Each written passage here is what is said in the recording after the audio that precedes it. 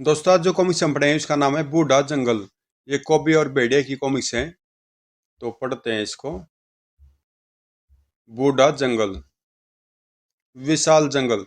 जंगल में वास करने वाले हजारों कबीले, हजारों पशु पक्षी, जिनमें से कुछ निरीह है तो कुछ दुर्दांत।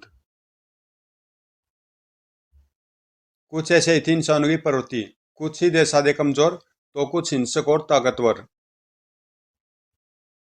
खच- जानवर हो या इंसान, ताकतवर हमेशा निरीह को दबोचने की ताक में रहते हैं।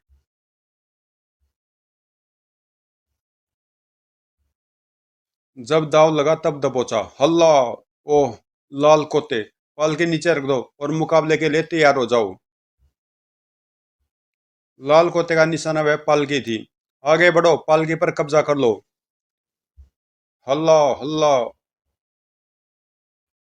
निस्संदेह रक्षात्मक तरीके से लड़ने वाला ही लड़ाई में कमजोर साबित होता है, क्योंकि वो वार करने के बजाय अपने पर हुए वार बचाने में ज्यादा ध्यान देता है।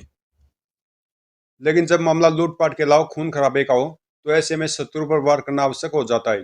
ये सिर्फ लुटेरे नहीं है, ये हत्यारे हैं। इनका मकसद पालकी को कत्ल करना है। इन पर घातक हमला करो, हमें किसी भी सूरत में पालकी की रक्षा करनी है।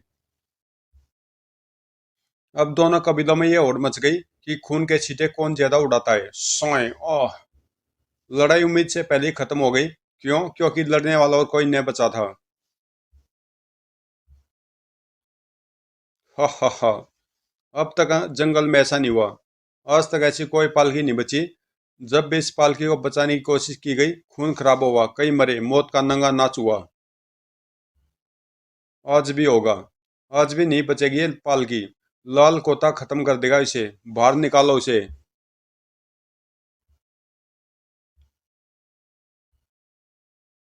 अरे ये क्या!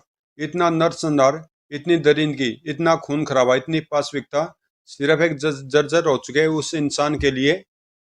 खींचकर बाहर निकालो इसे। लाल कोता अपने हाथों से खत्म करेगा जर्जर हो चुके इस बूढ़ी इमारत को, जिसे खत्म करने के लिए हमें खून की नदियां बहा देनी पड़ी। मगर खून हुआ उस बूढ़े को मारने की कोशिश का। ठक ठक। उस खूंखार ट्रॉली से लोहा लेने अब कौन आया था, जो थोड़ी देर पहले ही खून से नहा चुकी थी। ओह। लाल कोता ने खून सुलगाती निगाहें ऊंची की तो नजर आया जल्लाद, भेड़िया। थड़। तुम्हारी दरिंदगी की सजा केवल एक ही है, तुम्हारी मौत। थड़। ओह। तुम सबकी मौत। धड़ाक। मुझे अफसोस केवल इस बात का रहेगा कि मुझे यहाँ आने में थोड़ी देर होगी, वरना जो मारे जा चुके हैं वे शायद जिंदा होते। पर ये लोग अकेले नहीं जाएंगे। तुम उनके तेरे भी उनके साथ ही जाओगे। ओह खचौक। और लाल कोता तू, इनका नेता तो तू ही है। थोड़। तुझे अपने साथियों की आत्माओं को नेतृत्व करने भी उनके साथ ही जाना होगा। मगर लाल कोते खूंखार लड़ाके थे। ओह। मेरे इर्द गिर्द पिंजरा बनाने की कोशिश। खट खट। ओह। खूनी अब मुझ पर ऊपर से भाले बरसा रहे हैं। मगर भालों की ये दीवारें मुझे रोक नहीं सकेगी। पर मुझे पता कि दुश्मनों के भाले मेरा पीछा करेंगे। सोए। दुश्मनों के फेंके भाले मेरा पीछा तो करेंगे, पर मुझे पकड़ नहीं पाएंगे। अब समय मेरा, जो लाल कुत्ते भाले फेंककर निहत्थे हो चुके हैं, उन पर अपने गुस्सों की छाप छोड़ना मेरे लिए फायदे का सौदा है। थोड़। दोनों की नाक की हड्डियां चटक चटक कर टूटी। तड़ोक। दुश्मनों के बालों का ये इस्तेमाल भी मेरे मेरे फायदे के लिए। हुंकार मारता सरदार लाल कोता पुतले की तरह उछला और धम। या। ओह। लाल कोता का वो प्रहार जबरदस्त शक्तिशाली था, जिसने कुछ पलों तक भेड़िया का दिमाग चकरा दिया। और यही पल खतरनाक थे। हल्ला हल्ला। ओफ। उस पल ने जाने कितने बाले उसके शरीर में धंसने को तैयार हो चुके थे। लेकिन फरिश्ता बनकर आ गया वो जंगली काला बैल। ओह धड़ाक। भौंक। ओह। ये काला बैल कहाँ से आ गया? मैंने होश संभालते ही देखा था कि अगर इसके आने में जरा भी चूक हो जाती तो मेरा सारा शरीर बालों से बिंध जाता। लाल कोते जंगलियों में जबरदस्त खलबली मचाता चला गया वह काला बैल। दौड़। ओह, धड़ाक धड़ाक। वो ये तो किसी को हथियार भी नहीं उठाने दे रहा। कहीं से मेरी मदद के लिए पूजा बाबा ने तो नहीं भेज दिया। खुद लाल कोता भी उसकी टक्कर खाकर कागज के पुतले की तरह उड़ गया। ओह ब्रो, धौड़। उसके बाद वहां न रुकी थी वो आफत। कमाल है, आखिर ये बैल अचानक आया कहाँ से। लेकिन जो भी हो, इसने अपनी टक्करों से मेरे शत्रुओं की ताकत को आदी कर दिया है। और अब उन्हें पूरी तरह शक्तिहीन मैं खुद। अरे, अद्भुत दृश्य है। भेड़िया के सामने था। हे भेड़िया देवता, ये क्या, इन्हें क्या हुआ। ये सब तो वृद्ध हो गए। लाल कोता के हाथ पांव किसी वयोवृद्ध की तरह बुरी तरह से कांप रहे हैं। वो अपने हाथों से शस्त्र भी नहीं उठा पा रहा। ये कैसा चमत्कार हुआ। कहीं ये चमत्कार उसी काले बैल का तो नहीं। पर कैसे, बैल के वार से बूढ़े कैसे हो सकते हैं। नहीं नहीं, कुछ और चमत्कार है। उफ। और सन जैसे सफेद बालों वाला वो बूढ़ा कहाँ गया, जिसको खत्म करने के पीछे ये सारा झगड़ा शुरू हुआ। शायद वो बचकर भाग जाने में सफल हो गया। कौन था वो बूढ़ा। लाल कोते जैसा खतरनाक जंगली दल उसका दुश्मन क्यों बन गया। और अब इन बूढ़ों का क्या करूं, क्योंकि इनका शिकार करने के लिए बहुत से लकड़बग्घे और शियार जैसे पशु पक्षी यहाँ आने को बेचैन हो रहे हैं। इन्हें इनके हाल पर ही छोड़ देता हूँ। भेड़िया, हाँ, मैं छोड़कर मत जाओ। हाँ। मकर और खूनी लोगों का जितनी जल्दी इस धरती से सफाया हो जाए उतना ही अच्छा होगा। ओह गर। पूजो के लिए वो पल चौंकाने वाले थे। क्या क्या कहा तुमने भेड़िया। लाल कोते मारे गए। खतरनाक हत्यारे लाल कोते अचानक बूढ़े होकर मारे गए, यकीन नहीं होता। मैंने तो वो हैरत अंगेज दृश्य अपनी आंखों से देखा है। मुझे अभी भी यकीन नहीं हो रहा। मेरी समझ में अभी तक ये रहस्य नहीं आया कि वो सब के सब एक आंख बूढ़े कैसे हो गए। एक सवाल और भी है भेड़िया, जिस पर अभी तक तुम्हारा ध्यान नहीं गया। और वो ये कि जब वहां मौजूद सभी लाल कोते अचानक बूढ़े हो गए तो तुम कैसे बच गए। दूसरा सवाल ये कि उस बैल ने तुम पर हमला क्यों नहीं किया। ये सवाल मेरे भी जहन में है, पर उत्तर नहीं मिल पा रहे। इसका उत्तर सिर्फ एक ही हो सकता है। मेरी तो ये भी समझ में नहीं आ रहा है कि लाल कुत्ते एक कमजोर निर्बल या साइबर्ड की जान के पीछे क्यों पड़े थे। इसका उत्तर सिर्फ एक ही हो सकता है। पूजो ने कहना शुरू किया। बेटिया, तुमने सांपों के विषय में सुना होगा कि सांप यदि सही सलामत 100 वर्ष की आयु को पार कर लेते तो वे कई दिव्य शक्तियों से युक्त सांप बन जाता है।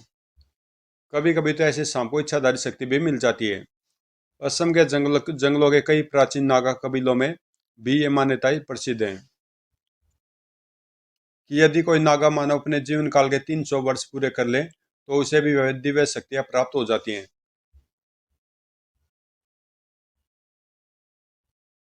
इसलिए 250 वर्ष की उम्र पार करते ही वृद्धों को नागा कबीलों में विशेष महत्व व सुरक्षा दी जाती है। आजकल काल जय बाबा 265 वर्ष के हो गए। लेकिन भयानक जंगली जीवन में आज तक ऐसा नहीं हुआ कि कोई भी नाग मानव अपने जीवन काल के 300 वर्ष पूरे कर पाया हो। ये जाने जान ले ली, इसकी अन्यथा 35 साल बाद ये दिव्य बन जाते। हिच। कभी रोग ने किसी की जान ले ली, कभी किसी आपदा से कोई मारा गया, कड़क कड़क। ओह। कभी किसी जंगली जानवर ने।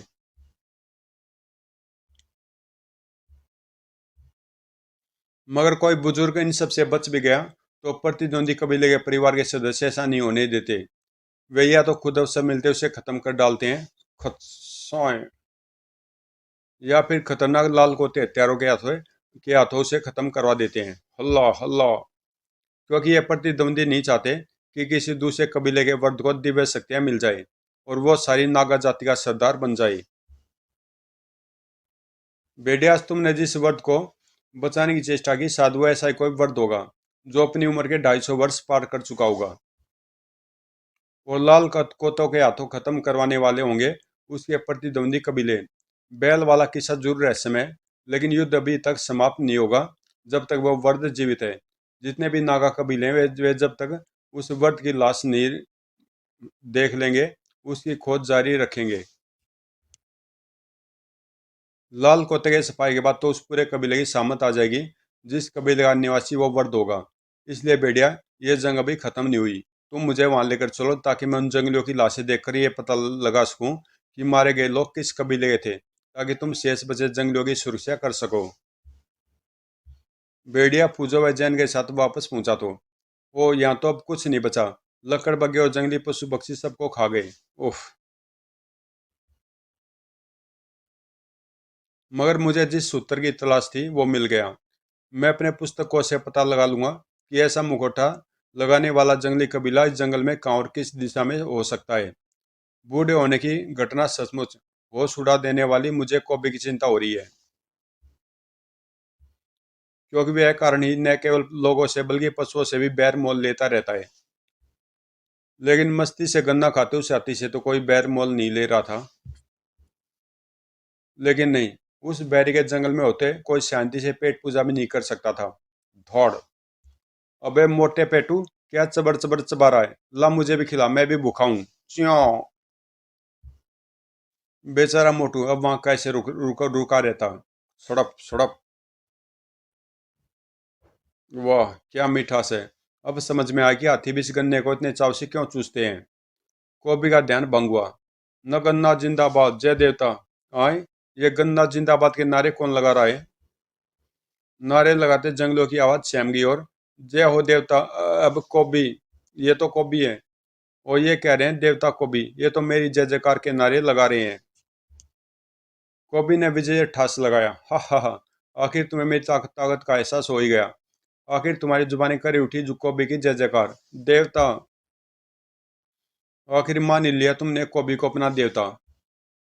नहीं कोबी, हम तुम्हारी जय जयकार नहीं कर रहे थे, तो फिर किसकी कर रहे थे? बाबा नगन्ना की। वो देखो, यही हमारा देवता तू नहीं है कोबी।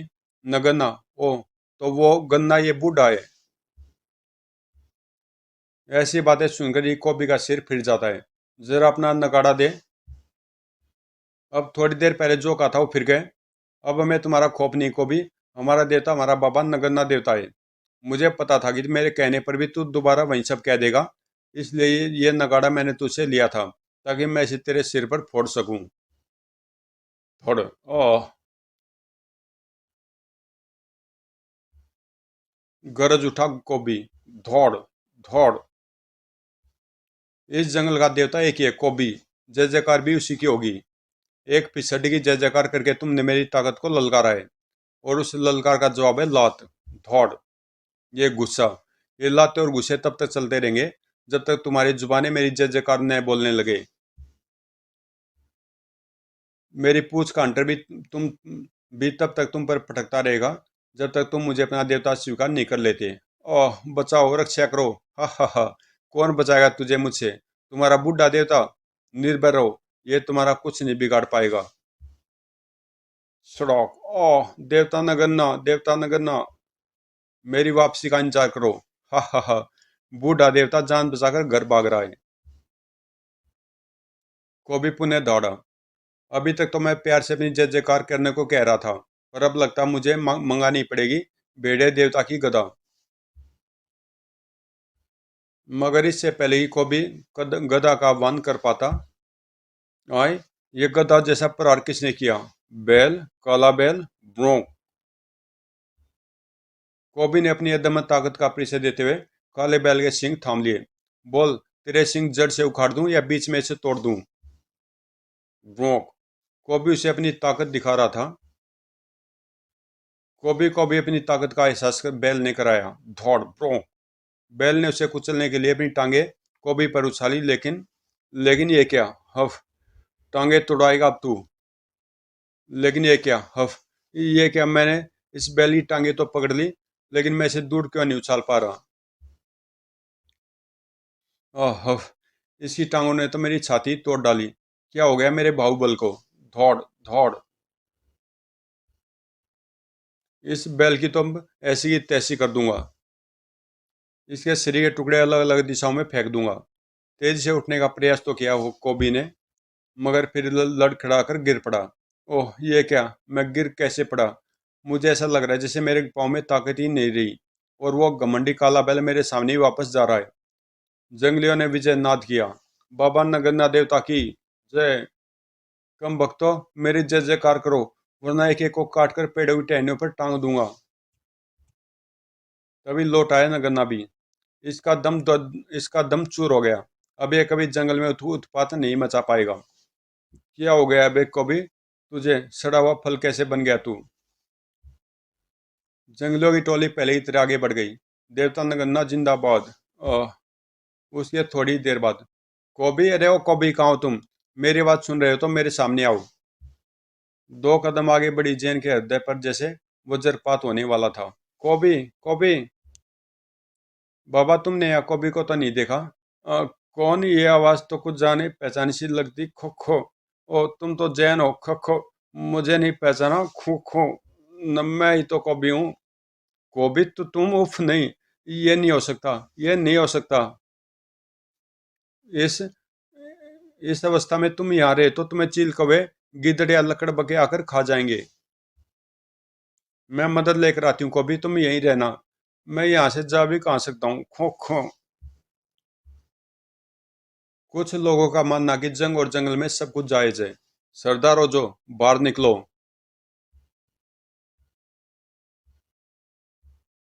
सरदार हो जो, तुम्हारी आवाज में बगावत की बू आ रही है। कौन हो तुम? गोंजा, ओसाका कबीले के सरदार का बेटा और कबीले का सबसे ताकतवर मावली। ये ओसाका का ध्वज है। यहाँ क्यों आए हो? ये ओसाका का ध्वज है और वो तुम्हारा। लेकिन अब पूरे जंगल पर एक ही ध्वज फहराएगा, ओसाका का। ऐसा दुस्साहस करके अपनी मौत को निमंत्रण दिया तूने शैतान। हा हा हा।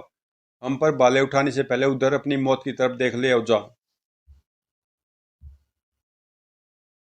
उस काली मौत ने पल के झपकाने का भी अवसर उन्हें नहीं दिया। उफ। धौड़ ब्रो। सरदार पर हुई चोट ने जैसे खतरे का बिगुल बजा दिया था। मारो मारो। काली मौत की टकरों ने उनके पांव भी जमीन से उखाड़ दिए। ब्रोंक दौड़। ओह। कबीले का प्रत्येक शख्स उस चीख पुकार को सुनकर बाहर निकल आया। क्या हुआ, क्या हुआ? लेकिन सामना न कर सका उन अद्भुत किरणों का जो उस काले बैल के सिर से सूर्य की तरह फूट रही थी। ओह कैसा विचित्र बैल है! ब्रोंक, काला बैल। सबको सतब छोड़कर काला बैल जैसे आया था वैसे ही चला गया। पता नहीं क्या हो रहा है, मेरे हाथ पांव में कंपन हो रहा है। मेरा भी पूरा जिस्म थरथरा रहा है, जैसे जैसे कि मैं गिरने वाला हूँ। आह। गोंजा के कंठ से ठाके बोल पड़े। हा हा हा। अब मैं अपना ध्वज तुम्हारे कबीले पर फहरा दूंगा सरदार ओजो, और तुम हमारा कुछ भी नहीं बिगाड़ पाओगे, क्योंकि अब तुम्हारे हाथों में बाले उठाने तो दूर, एक फूल तक उठाने की भी हिम्मत नहीं बची है, क्योंकि तुम सब हो चुके हो बूढ़े। ये कैसा चमत्कार है? नहीं, ये क्या हुआ? हमारे साथ हमारे मासूम बच्चे भी हो गए हैं बूढ़े।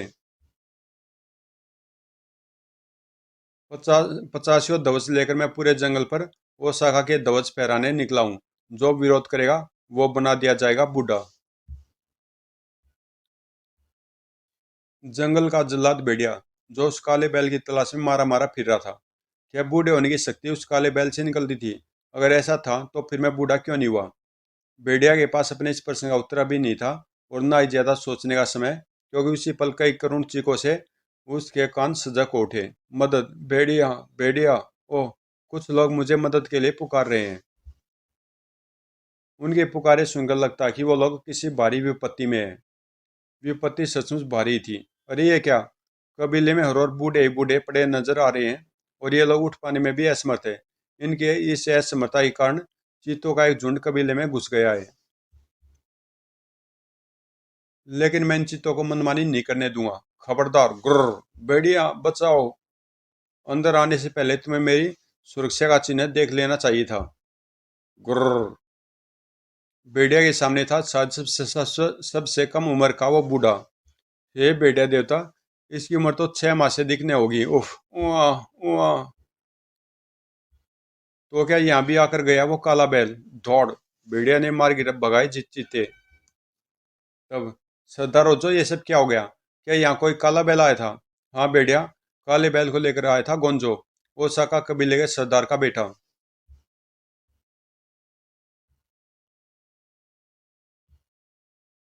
इसका मतलब गोंजा जानता है उस रहस्य में काले बाल का रहस्य। मैं उसे छोड़ूंगा नहीं सरदार जो। वो पूरे जंगल पर अपना एक क्षेत्र अधिकार करना चाहता है। वो देखो, ओसाका का ध्वज। जंगल में जंगल राज कभी काम नहीं होगा। यामन का राज है, और जामन का राज होता है वहाँ हर प्राणी के पास स्वतंत्रता से जीवन यापन का अधिकार होता है। इस स्वतंत्रता पर किसी पराधीनता का ध्वज भेड़िया कभी किसी को फहराने नहीं देगा। भेड़िया पर जुनून सवार हो रहा था। जबकि इधर गोंजा कोई रास्ता रोके पड़ा है। गोंजा का रास्ता रोकने की हिम्मत अब कौन कर सकता है? ये कौन है तू?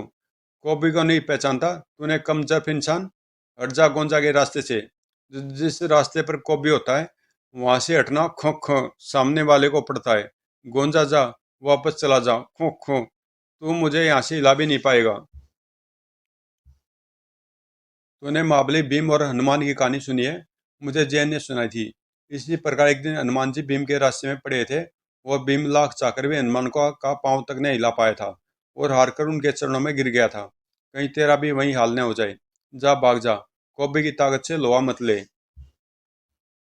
गोंजा नीचे उतरा। वो तो तू है कौबी। मुझे तो इस वक्त तू खाने वाली सफेद गोभी लग रहा है। हा हा हा। बकवास बंद कर ना मुराद, और खो खो चला जाए यहाँ से। अब कहीं मुझे गुस्सा न आ जाए। हा हा हा। रस्सी जल गई पर बल नहीं गया।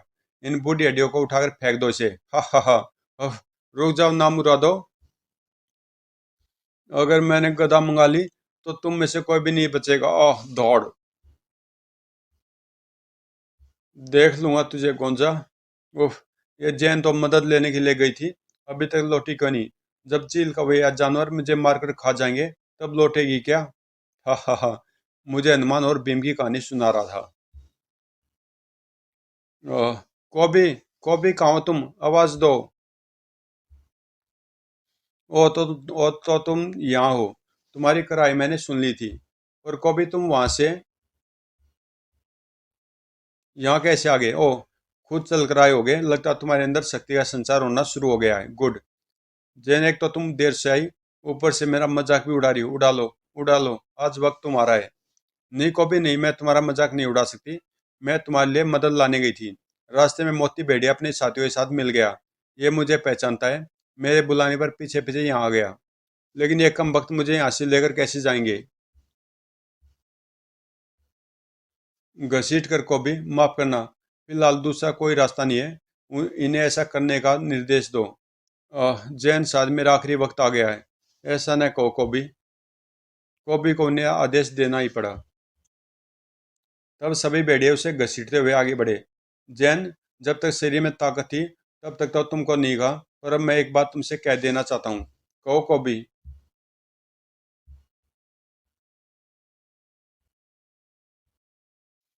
तुम मेरा विचार त्याग कर भेड़िया के गले में वरमाला डाल दो। मैं वर्द बूढ़ा ठुड्डा अब तुम्हारी रक्षा भी नहीं कर सकता। खो खो। मुझे यहीं कहीं गड्ढा खोद कर दबा दो। सिर बाहर रहने देना। जब मर जाऊं तो सिर भी दबाकर मेरी कब्र बना देना। और हाँ, प्रत्येक वर्ष मेरी कब्र पर पुष्प अवश्य चढ़ाने आना। भेड़िया को बुला लाओ। मैं तुम्हारा हाथ अपने हाथों से उसके हाथ में दे दूंगा। खो खो। को भी तुम चुप होते हो या नहीं? ये बात अच्छी तरह से समझ लो कि तुम्हारा जिस्म प्राकृतिक रूप से वर्ध नहीं हुआ है, बल्कि किसी शैतानी शक्ति के फलस्वरूप हुआ है। मैं तुम्हें पूजा बाबा बाबा के पास ले जा रही हूँ। वो तुम्हें जरूर अच्छा कर देंगे, ऐसा मेरा विश्वास है। तब तक ईश्वर के लिए अपनी बकबक बंद करो। लेकिन कुंज अपनी बकबक बढ़ाता जा रहा था। सारे जंगल पर होगा उस शाखा का राज। हा हा हा। कितना अच्छा लगेगा। जिधर से गुजरेंगे हर और हमारे हमारे गुलाम ही गुलाम नजर आएंगे, या फिर बूढ़े लाचार लोग नाली में रेंगते कीड़ों की तरह। फोड़ो, गाड़ी रोको, मुझे प्यास लगी है। नदी का शीतल जल पियेंगे फिर आगे बढ़ेंगे। फिर वाह। मगर उन प्यासे जंगली प्राणियों को नहीं देखा था गुंजा ने, जो वहां पानी पीने आए थे। ओ, बब्बर शेरों की टोली। पर मुझे इनका डर नहीं। गुर्र। भेड़िया गोंजा की गाड़ी के पहियों के उन निशानों का पीछा करता उनके पीछे आ रहा था। गोंजा लगातार आगे बढ़ रहा है, क्योंकि इसी बीच अगर वह कहीं रुकता तो मैं अब तक उस तक जरूर पहुंच चुका होता। और ओ ये क्या? बूढ़े शेर। इन्हें जरूर गोंजा ने ही बूढ़ा किया है। इस प्रकार तो वो पूरे जंगल को बूढ़ा जंगल बना देगा। अब उसका ज्यादा देर तक बचा रहना ठीक नहीं। मौत गोंजा के सिर पर थी। और मौत बना गोंजा टुक्का कबीले के सिर पर। ओसाका का ध्वज लहराओ, अपनी जान की खैर मनाओ। ये कबीला भेड़िया के संरक्षण में है। ये देखो, उसकी सुरक्षा का निशान, भेड़िया मुख, भेड़िया का मुख। बहुत ठॉक। इसका जो हाल किया है तुम्हारे संरक्षक भेड़िया का, इससे भी बुरा हाल करूंगा। तो फिर मेरा बुरा हाल करने के लिए तैयार हो जा गुंजा, क्योंकि अगर तू असफल हो गया तो फिर मैं तेरे हाल बुरे कर दूंगा। धौड़। शाबाश, आओ आओ, ठक ठक। देखो तुम्हारी हड्डियां ज्यादा मजबूत है या मेरे हाथ। धौड़। अब यही बात मैं तुमसे पूछूंगा भेड़िया, कि तेरी हड्डियां कितनी मजबूत है। देख उधर।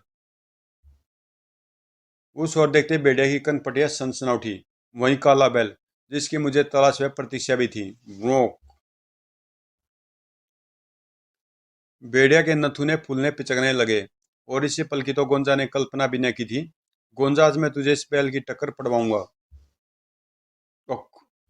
गोंजा सीधे काले बैल के सींगों पर जाके गिरा। धौड़। भौंक। सब कुछ अनायास व इतनी जल्दी हुआ ताकि गोंजा बेचारा कुछ सोच ही न पाया। यह साधु ने इस बात की कल्पना भी नहीं की थी। और नहीं, मेरे अंग प्रत्यंग शिथिल पड़ रहे हैं। ये तूने क्या किया बेड़े शैतान। मैं तुझे छोड़ूंगा नहीं। मान, काला बैल तुझे छोड़ेगा नहीं। काला बैल भेड़िया के सामने पहुंचा, उसे घूरा। अब ये मुझ पर आक्रमण करेगा, और अगर इसने ऐसा किया तो मेरा सिर भी क्रशकाय होकर यहीं यहीं गिर जाएगा। लेकिन उस वक्त हैरान रह गया भेड़िया। यह क्या, ये तो मुझ पर बिना आक्रमण किए वापस लौट रहा है। ब्रोक। असंभव। गोंजा ने इसे मुझ पर आक्रमण करने के लिए बुलाया था। यह चला क्यों गया। गोंजा वर्द हो गया। ओह। अफ। तब गरज उठा भेड़िया, गोंजा की उस गाड़ी को आग लगा दो जो उसके दवजों से लदी है। गोंजा को उसके दोनों बेहोश साथियों के साथ जंगल में फिकवा दो। मैं उस काले बैल का रहस्य जानने के लिए उसके पीछे जा रहा हूँ। और मैं जानता हूँ कि वो मुझे ओसाका कबीले में ही मिलेगा। पूजा बाबा ने भी मुझे मुखट्टे की पहचान के बाद उसी कबीले का नाम बताया था। यानी सारा रहस्य ओसाका के आसपास ही घूम रहा है। मगर ठिठक गया भेड़िया। अरे जैन, ये कहाँ चली जा रही है। जैन। भेड़िया वहां पहुंचा तो, अरे इन बूढ़े बाबा को क्या हुआ। ये बूढ़े बाबा को भी है। इसे भी उसी चमत्कारी काले बैल ने बूढ़ा वहकर कर दिया है। मैं तो इसे पूजा बाबा के पास ले जा रही हूँ। वो जरूर इसे अच्छा कर देंगे। तुझे भी देख लूंगा भेड़िया। वो क्या बूढ़ा को भी ठीक हो पाएगा। ओसाका को अपने गुनाहों का भयानक दंड भुगतना होगा। भेड़िया की गुर्राहट से गूंज उठा ओसाका। ओसाका, कौन है जो अपनी मौत को ललकार रहा है। धौड़। मौत को मैं नहीं ललकार रहा ओसाका, मौत ललकार रही है तुझे। खत्म कर दो इसे। खत्म तो होगा ही, लेकिन वो आतंक जिसकी जड़ें ओसाका में दफन है। धूम। उफ। और वो जिन्होंने इन जड़ों के बीज बोए हैं। खच। ओह। भेड़िया ने वह गंडासा उठा लिया। सरदार ओसाका, जिस गोंजा को तूने पूरे जंगल पर अपने ध्वज फहराने के लिए भेजा था, वो उसी काले बैल की शक्ति से टकराकर करस्काय हुआ पड़ा मौत का इंतजार कर रहा है। शायद अब तक जंगली जानवर उसे फाड़कर खा गए होंगे। अगर ये सच है तो फिर अब तुझे फाड़कर मैं खाऊंगा। ब्रोंक। वो देख। काला बैल भेड़िया के सामने आकर ठिठक गया। रुक क्यों गए, इसे फाड़ दो या बना दो बूढ़ा। लौट पड़ा काला बैल। ये क्या, तुम वापस क्यों लौट रहे हो। ये हमारा प्रबल शत्रु है, इस पर वार करो। ब्रोंक। नहीं, मैं तुम्हें ऐसे नहीं जाने दूंगा। तुम्हें इस पर प्रहार करना ही होगा। पीढ़ी दर पीढ़ी 300 सालों से हम तुम्हारी रक्षा करते आए हैं। इसलिए नहीं कि तुम्हारे हमारे शत्रु को ऐसे ही छोड़ दो। बोलो, जवाब दो। जवाब दो कि तुम ऐसा क्यों कर रहे हो। सतब्द खड़ा था भेड़िया। इस प्रश्न का जवाब तो उसे भी चाहिए था। यही तो वो प्रश्न था जिसने उसके जहन में तूफान मचा रखा था। इसका जवाब तुम्हें ये बेजुबान बैल नहीं देगा ओसाका, बल्कि मैं दूंगा। बताओ, बताओ, बताओ मुझे। ओ, ये तो वही बूढ़ा है।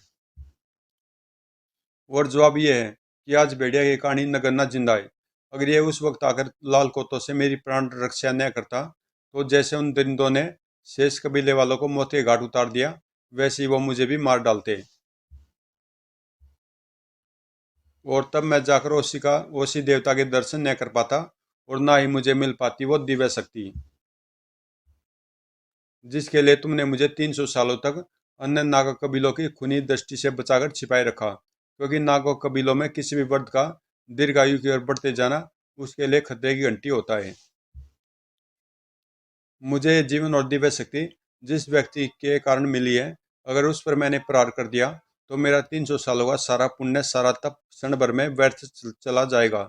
शरीर में कीड़े पड़ जाएंगे और मुझे उसी अवस्था में 100 वर्ष और जीना होगा। नर्क भोग भी लेता मैं, लेकिन एहसान प्रोमिस करके नहीं हो सका। और मेरी शक्ति के बल पर अहंकार का दामन थामकर तुम जिस रास्ते पर चल पड़े हो वो सीधा नरक को ही जाता है।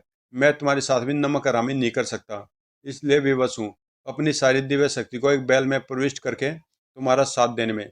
लेकिन मैं प्रसन्न होता अगर तुम मेरी शक्ति का जंगल की भलाई में प्रयोग करते। मुझे उपदेश मत दो नगरना, अपने बैल को आदेश दो कि वो भेड़िया को कर्ष का वह निर्बल कर दे। क्षमा करना भेड़िया, मैं ऐसा आदेश देने पर विवश हूँ, क्योंकि ओसाका की बात न माना भी तो मेरे लिए फर्ज के साथ गद्दारी होगी। अगर तुम इस शक्तिशाली बैल को बिना स्पर्श किए खत्म कर सको तो इसमें प्रविष्ट शक्ति खुद ब खुद नष्ट हो जाएगी। लेकिन ये संभव नहीं, ये संभव नहीं। नगर ना तुम मानो, तुम्हारी व्यवस्था में समझ गया, लेकिन इसे खत्म करने की कोशिश जो करूंगा जरूर। ब्रो,